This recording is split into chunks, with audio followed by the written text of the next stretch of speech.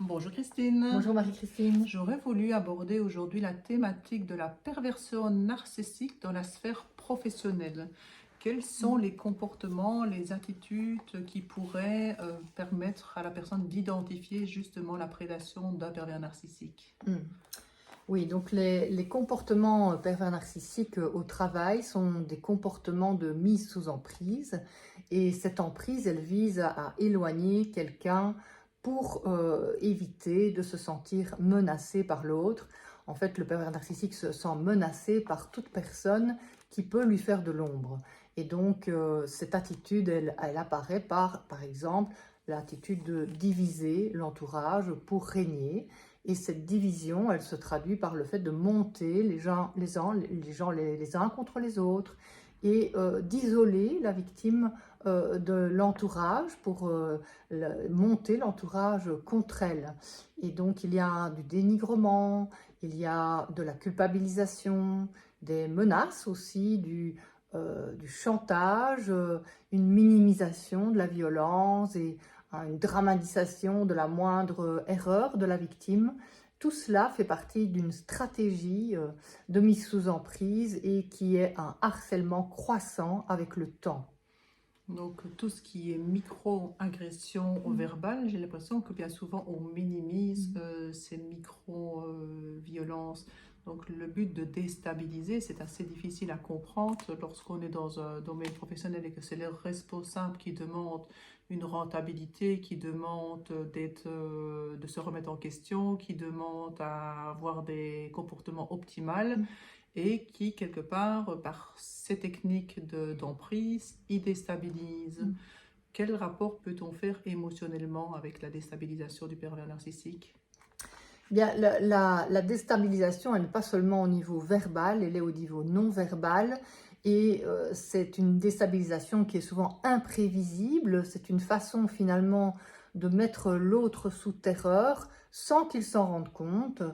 Par exemple, ça peut être pointer du doigt, ça peut être avoir un geste violent, se mettre en avant en essayant d'avoir une attitude imposante qui finalement crée de la peur.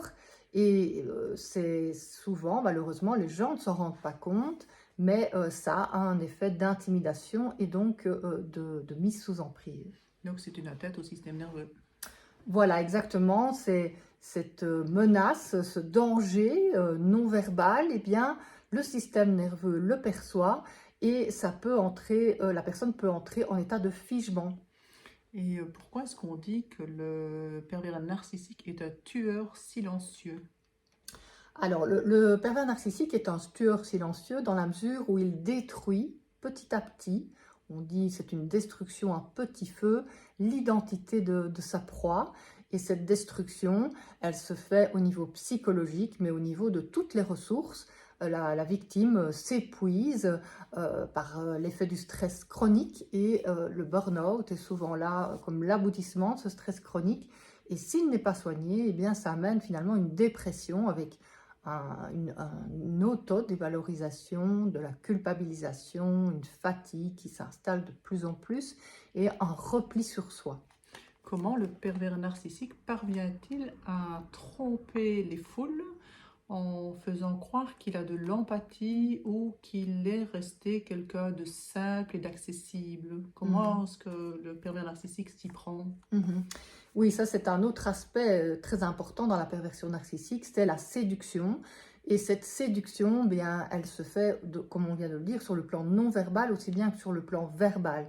Donc sur le plan non verbal, il y a ce mimétisme qui est vraiment calculé et qui vise finalement à faire croire à l'autre qu'il l'écoute, qu'il est en sympathie avec lui, alors que finalement, ce n'est que du calcul pour installer l'emprise et ensuite exploiter et détruire la proie. Et donc, les gens qui ne connaissent pas ces mécanismes peuvent confondre ça avec de la sympathie, une attitude sociable, alors qu'il n'en est rien. Ce sont des personnalités qui ont un aspect antisocial, mais qui est bien caché, qui est sournois et qui se manifeste progressivement au cours de la mise sous emprise.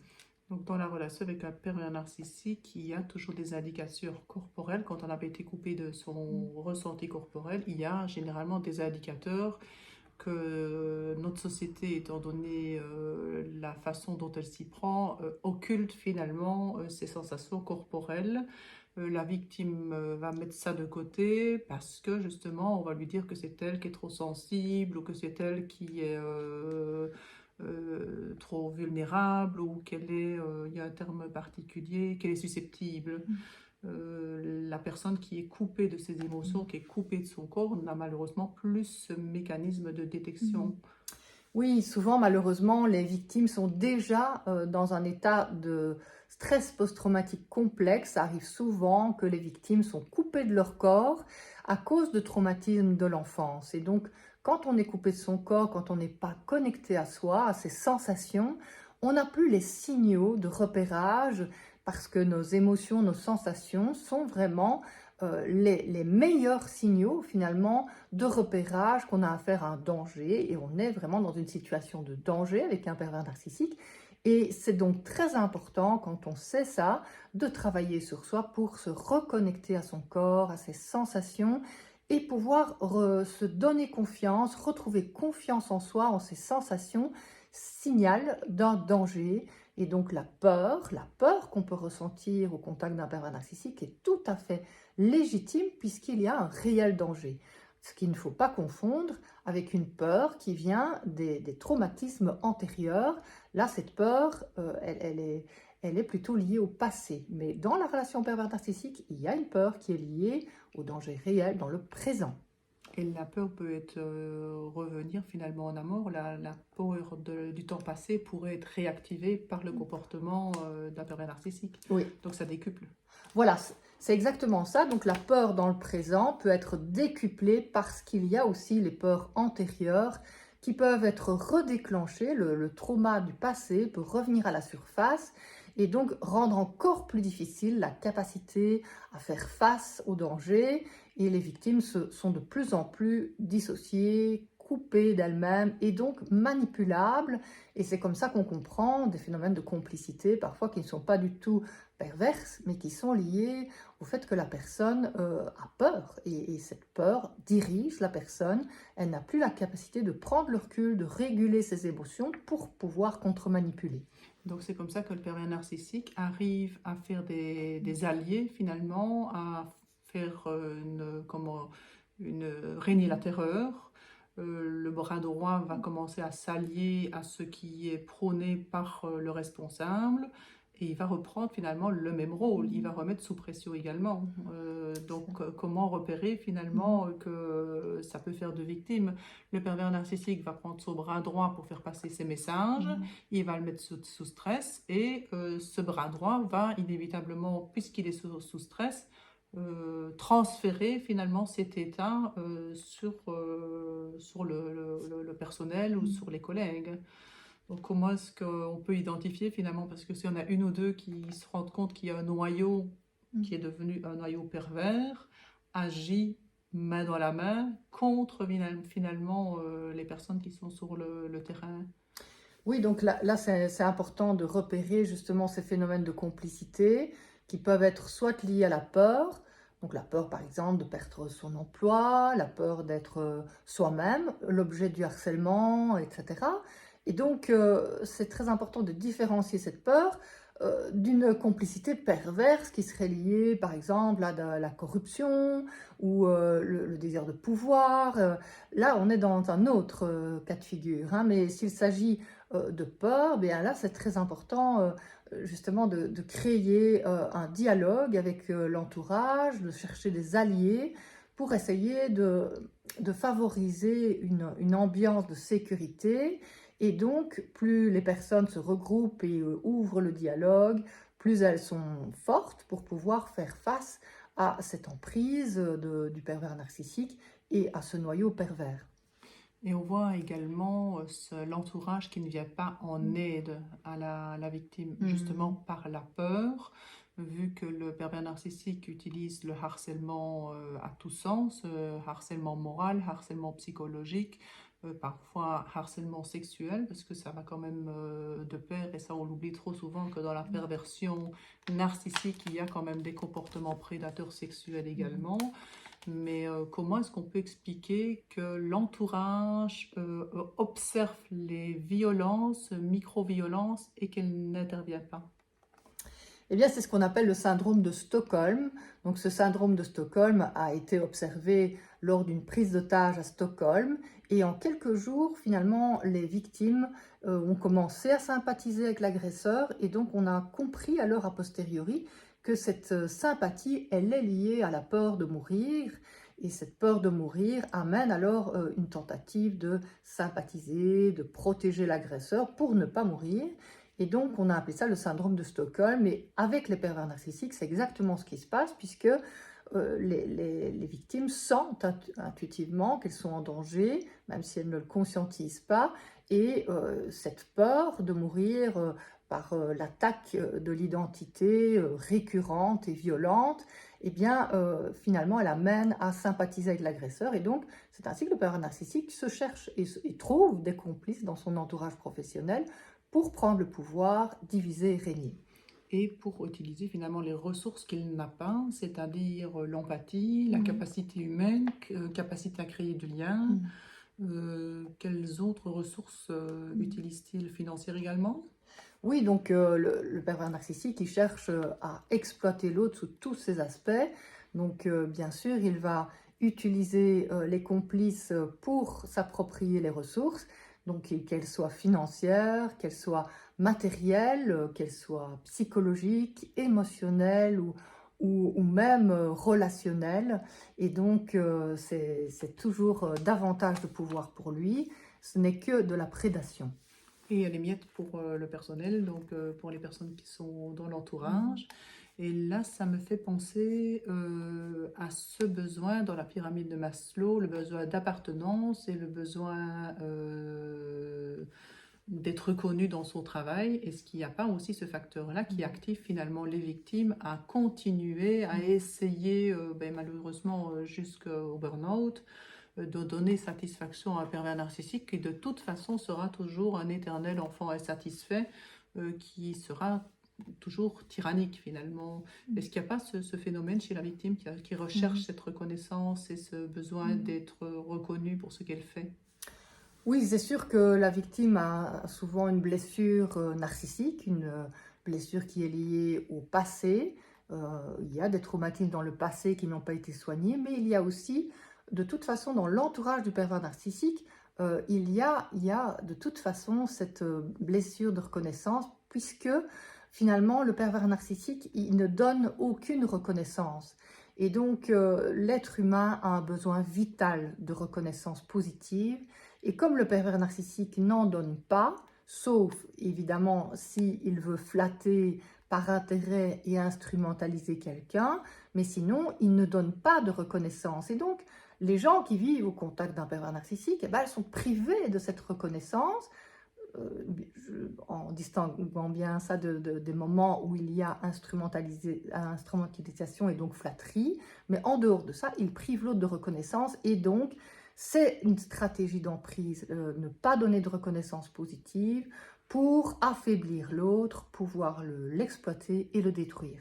Donc c'est un mécanisme de séduction plus que de relation, mais c'est un mécanisme qui va donner des miettes à la personne, et c'est ces petites miettes qui vont faire en sorte que ça continue à exercer dans ce fonctionnement-là. On est d'accord, hein? Voilà, c'est ça.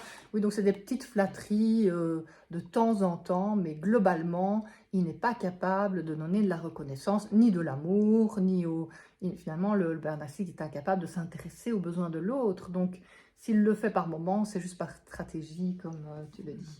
Et le pervers narcissique, son seul besoin, c'est de s'approprier de l'identité de l'autre, des ressources de l'autre, dans un but de se grandir. Voilà, c'est ça. Donc de se narcissiser quelque Tout à part. fait, oui. Donc plus les personnes vont être dans ce contexte de les porter au nu, ou parce qu'on les idéalise. C'est souvent dans le milieu professionnel ou dans le milieu, même dans le couple, il y a une idéalisation assez paradoxale de la perversion narcissique, et même dans le monde, on voit vraiment cette idéalisation. Quel lien peut-on faire alors avec le trouble de l'attachement narcissique destructeur? Mm. Oui, donc dans le trouble de l'attachement, il y a l'attachement insécure évitant. Et donc, on peut voir de l'évitement qui domine chez les pervers narcissiques. Donc, ils sont vraiment coupés de leurs émotions, de leurs besoins. Ils ne cherchent pas le rapprochement, ils ne cherchent pas la complicité, le partage. Ils sont tout à fait coupés du lien parce que le lien représente pour eux une menace à leur toute-puissance et se remettre en lien, c'est reconnecter leur trauma et ça ils refusent parce que c'est un mécanisme de défense, de se couper, qui les a aidés à survivre dans leur passé et ils ne veulent pas l'abandonner.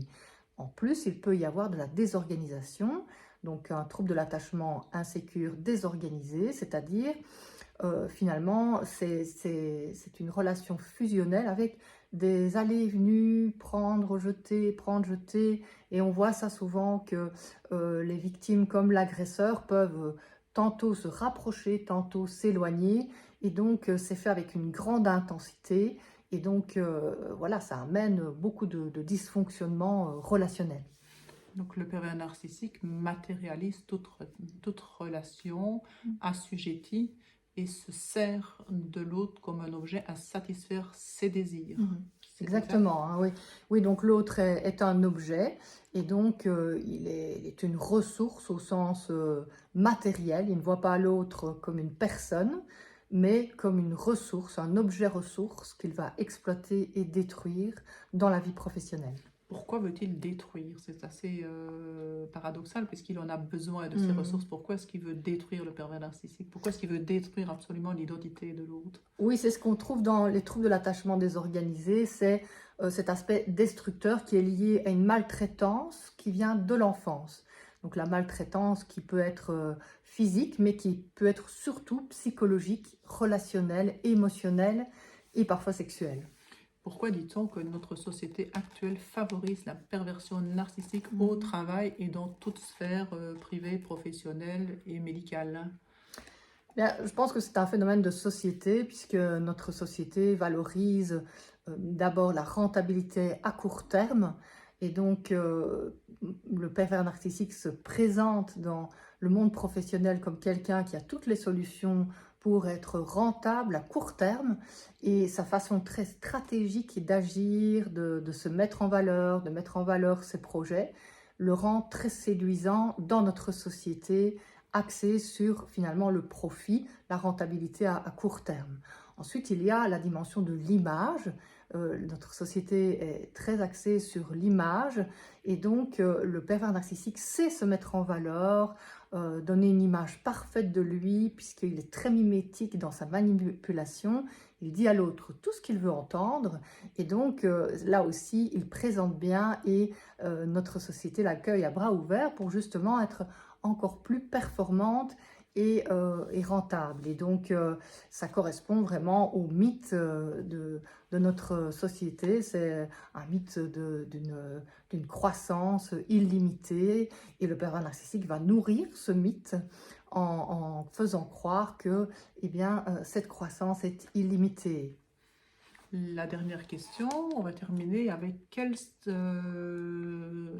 que la victime pourrait faire pour s'en préserver? Donc, dans ton livre que tu viens de sortir ici au mois de juin, tu parles du narcissisme créateur. Oui. Donc, je viens de publier aujourd'hui le narcissisme créateur et destructeur aux éditions Ellipse, sans questions-réponses. Et j'essaie justement de nuancer le narcissisme créateur qui est lié à la connexion aux émotions, la connexion aux besoins, à ses limites, la capacité à prendre soin de soi, à s'intérioriser pour se connaître et donc être en lien avec soi. Eh bien, ce narcissisme créateur permet aussi d'être en lien avec les autres et donc créer des liens sécures qui favorisent justement la ressource dont nous avons besoin, cette ressource de sécurité dans le lien social. Eh bien, tout cela, c'est le narcissisme créateur qui est très différent du narcissisme destructeur, où on associe souvent le narcissisme au narcissisme destructeur, qui est décrit dans le DSM-5 comme un narcissisme grandiose, avec le besoin d'être admiré sans limite, l'admiration des gens qui sont supérieurs à soi, entre guillemets, le mépris pour l'autre, l'exploitation de l'autre, l'absence d'empathie, l'envie, et donc toute une série de caractéristiques très destructrices du lien avec soi et du lien avec l'autre. Et donc j'explique là justement que c'est vraiment indiqué pour les victimes de reconnaître le côté positif du narcissisme créateur pour justement se reconstruire et être à l'écoute d'elles-mêmes, surtout que le pervers narcissique, il va justement les culpabiliser dès qu'elles pensent à elles-mêmes, dès qu'elles prennent soin de leurs besoins. « Oh, tu es égocentrique, tu es narcissique », et donc finalement les empêcher d'avoir accès à leurs ressources. Et donc ça, c'est important, je pense, de reconsidérer le narcissisme sous un point de vue positif pour être moins manipulable et pouvoir se reconstruire après l'emprise d'un pervers narcissique. Et on le voit dans la sphère professionnelle, quand la personne a besoin de faire son horaire, elle va se sentir coupable si elle fait son horaire, qu'elle quitte à l'heure après son horaire, parce qu'il y aura cette injonction paradoxale qu'elle n'en a pas fait assez. Donc là, moi je vous invite, quand vous voyez des dysfonctionnements, de prendre note de tout ce que vous voyez comme micro-violence. Comme ça va vous permettre également de sortir du doute que ce n'est pas vous qui dysfonctionnez, mais qu'il y a quelque part un asservissement qui s'installe surtout dans le domaine du travail, où vous devez répondre exclusivement aux besoins d'un pervers narcissique et que vous ne pouvez plus nourrir finalement la relation familiale et conjugale. Donc prenez note de ce que vous ressentez comme micro-violence, de ce que vous vivez, ça va vous permettre d'élucider un petit peu cette problématique qui est très sournoise et qu'on ne perçoit pas toujours immédiatement. Oui, puisqu'on a tendance à finalement idéaliser les bons moments vécus avec le pervers narcissique, ce qu'il peut dire, ce qu'il peut faire, et oublier ces micro-violences, ces moments pénibles, et donc en effet, noter, faire un récit de la relation peut aider. Merci Christine. Merci Marie-Christine. À bientôt. À bientôt.